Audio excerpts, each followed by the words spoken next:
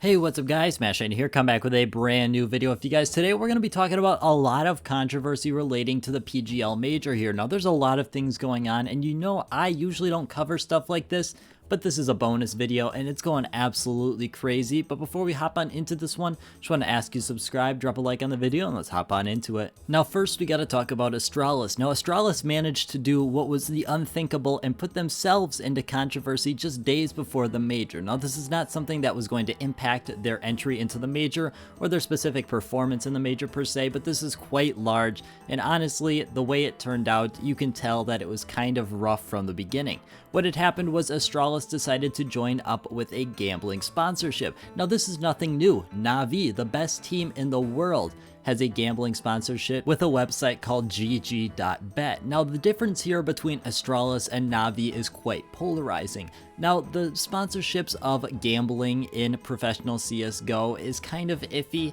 but most people seem to be okay with gg.bet for one main reason.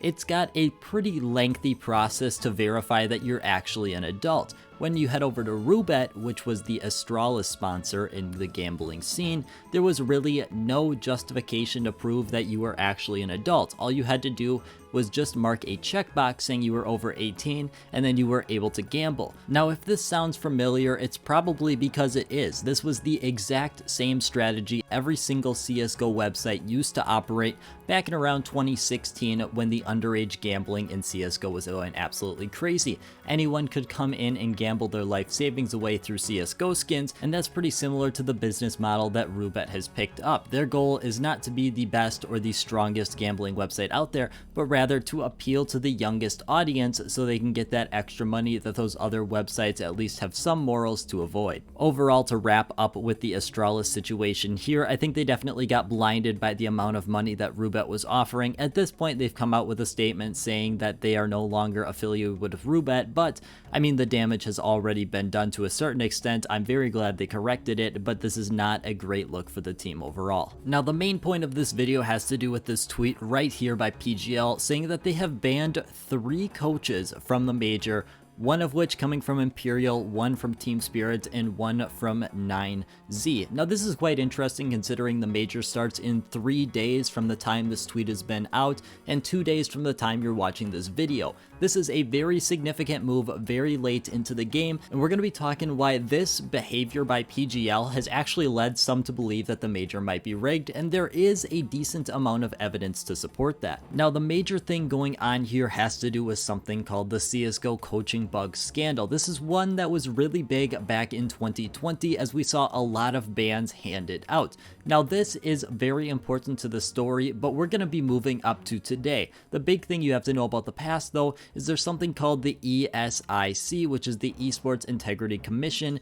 that really went in and banned a lot of these coaches. Now this is something that happened 2 years ago at this point, so when we come up to modern day, we're going to stop right at the end of March, where on 29th March 2022, the ESIC reported that they were very close to finding a lot of evidence and releasing a lot of evidence to support that a lot of coaches were participating in this scandal or using the coaching bug to gain a significant advantage during their games. Now, unfortunately, this is something we do have to deal with CSGO. I'm not here to argue whether these bans were justified or not. I'm here to talk about the untimely presentation of this evidence.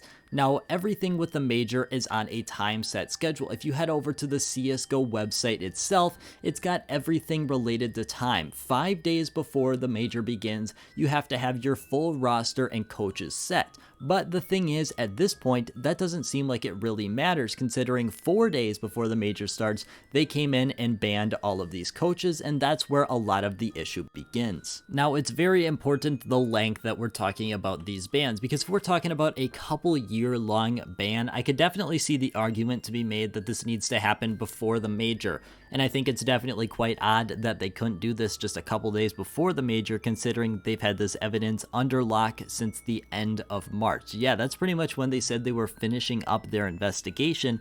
So the fact that they took a whole month to release it definitely raises some questions for me. But the thing is, some of these coaches are really not even receiving that long of a ban. Now, the amount of time these coaches are going to be banned determines on how many rounds they use this bug. Now, it's kind of iffy to me if you should be banning someone off a bug that happened for one round, which is the case for Holly, the coach of Team Spirit. Now, I've not found any super hard evidence, but pretty much everyone has pointed to the fact that they took a technical timeout and then he re-logged into the server right after this happened, resulting in one round, the round before that, where he was in that spot where he could have potentially used this to gain a competitive advantage. However, some have stated that he didn't even see any players that round, so it really brings into question everything here. Now, as for the actual evidence that has been used to kind of justify the bans on these coaches, we don't really have anything at this time. The last big thing I do want to hit on is the ESIC's lack of what they're doing in one other area, and that's with a team called Akuma.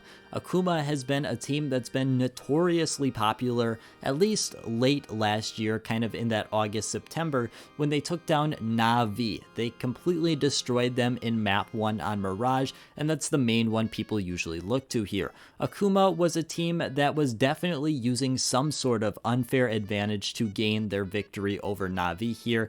It's very odd that we would see a team, especially Na'Vi, not even put up a round in the first 12 rounds, and honestly, the fact that this event really hasn't been even popularized at all is quite interesting for me.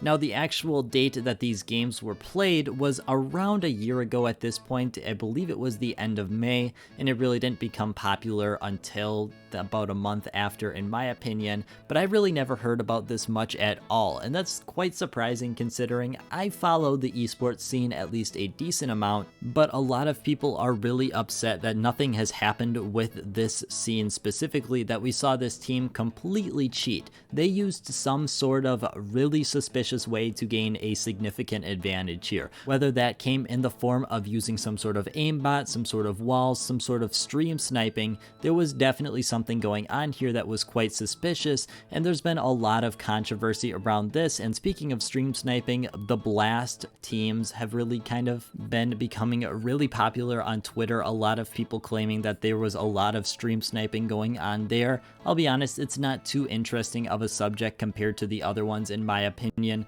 We've seen a lot of stream sniping in the past, and I'm sure it's something that's not going to go away unless we see something major like a 2-minute Twitch delay for professional events like this, which is just something that's not very realistic. But that is really all I have for today. I want to thank you guys so much for watching. I hope you're enjoying the bonus videos. Usually not a topic I would cover, but there's a lot of information about this, and it's going quite popular on Twitter. For me personally, in the background clip here on Catwalk, it would be very hard to try and tell me that there was nothing suspicious going on here with Akuma. The way that he just locks onto the Na'Vi player while he is jumping in smoke is quite suspicious. But as always, guys, I want to thank you guys so much for watching, and I hope you have a great rest of your day.